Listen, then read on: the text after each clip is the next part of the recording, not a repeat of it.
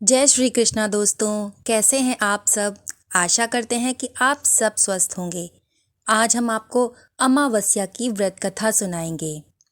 एक समय की बात है, कांचीपुरी में एक ब्राह्मण रहता था। उसका नाम देव स्वामी तथा उसकी पत्नी का नाम धनवती था। उनके 7 पुत्र थे और एक पुत्री भी थी। पुत्री का नाम गुणवती था। वो बहुत ही सुंदर और गुणवान थी। ब्राह्मण ने अपने 7 पुत्रों का विवाह कर दिया था। उसके बाद बेटी के विवाह के लिए वर खोजने अपने सबसे बड़े पुत्र को भेजा। वर मिलने के बाद वे दोनों कुंडली लेकर पंडित के पास पहुंचे। तब पंडित जी ने पुत्री की जन्म कुंडली देखी और बताया कि तुम्हारी पुत्री की कुंडली में वैधव्य दोष है। अतः सप्तपदी यानी 7वां फेरा होते ही ये कन्या विधवा हो जाएगी। ये सुनकर उस कन्या के माता पिता चिंतित हो गए। तब उसके पिता ने पंडित जी से पूछा कि पुत्री के इस वैधव्य दोष का निवारण कैसे होगा। तब पंडित जी ने कहा कि सिंघल द्वीप में सोमा नाम की एक धोबिन रहती है। सोमा धोबिन एक पतिव्रता स्त्री है।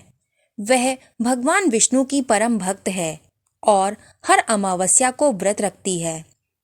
यदि तुम्हारी कन्या उसकी सेवा करे और उसको प्रसन्न करे और वो अपना संचित फल इस कन्या को दे दे, उसके संचित पुण्यों के फल से इसका वैधव्य दोष दूर हो सकता है।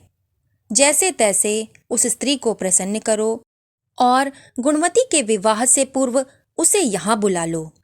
तब उसका सबसे छोटा लड़का बहन गुणवती को अपने साथ लेकर सिंघल द्वीप जाने के लिए निकला और सागर तट पर चला गया। सागर पार करने की चिंता में दोनों एक वृक्ष की छाया में बैठ गए।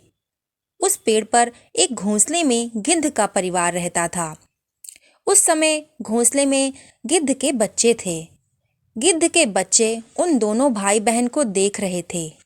शाम के समय उन गिद्ध के बच्चों की माँ आई और उसने बच्चों से भोजन करने के लिए कहा, तो बच्चों ने भोजन नहीं किया और कहने लगे कि नीचे 2 प्राणी सुबह से भूखे प्यासे बैठे हैं। जब तक कि वे कुछ खा नहीं लेते तब तक हम कुछ नहीं खाएंगे। तब दया और ममता के वशीभूत होकर गिद्ध माता उनके पास गई और बोली कि मैंने आपकी इच्छाओं को जान लिया है। मैं इस वन में जो भी फल फूल कंद मूल मिलेगा मैं ले आती हूँ। आप भोजन कर लीजिए। मैं प्रातःकाल आपको सागर पार कराकर सिंघल द्वीप की सीमा के पास पहुँचा दूंगी।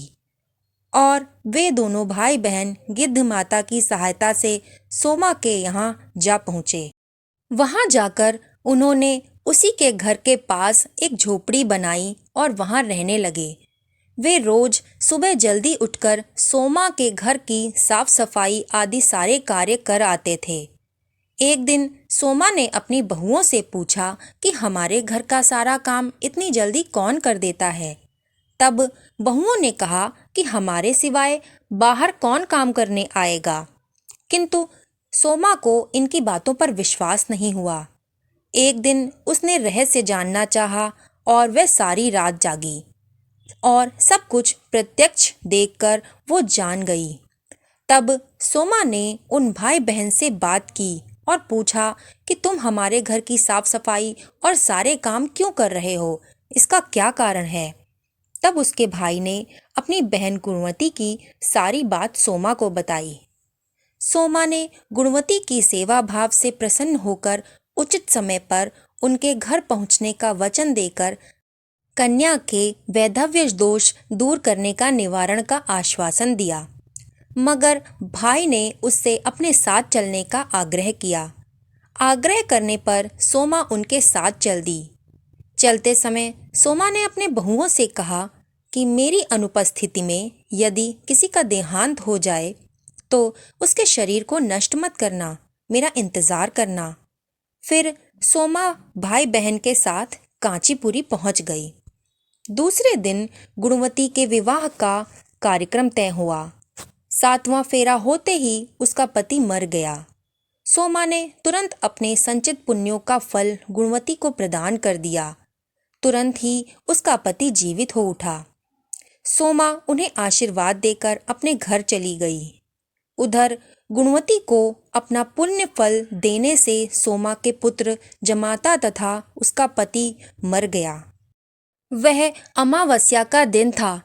सोमा ने पुण्य फल को पुनः संचित करने के लिए मार्ग में पीपल के वृक्ष की छाया में विष्णु जी का पूजन करके 108 बार परिक्रमाएं की। इसके पूर्ण होने पर उसका पुण्य फल उसको वापस मिल गया और उसके निस्वार्थ भाव से किए गए कर्मों का फल और व्रत के प्रभाव से उसका पूरा परिवार फिर से जीवित हो उठा। हे भगवान, जिस तरह से आपने उस धोबिन पर कृपा बरसाई, वैसे ही अपनी कृपा सभी पर बनाए रखना और इस कथा को सुनने वालों की सभी मनोकामनाएं पूरी करना। कथा समाप्त। आपको हमारी कथा कैसी लगती हैं हमें कमेंट में ज़रूर बताइएगा। चैनल पे नए हो तो सब्सक्राइब ज़रूर करिएगा। वीडियो को लाइक शेयर करिएगा। वीडियो को लास्ट तक देखने के लिए धन्यवाद। आपका दिन शुभ हो।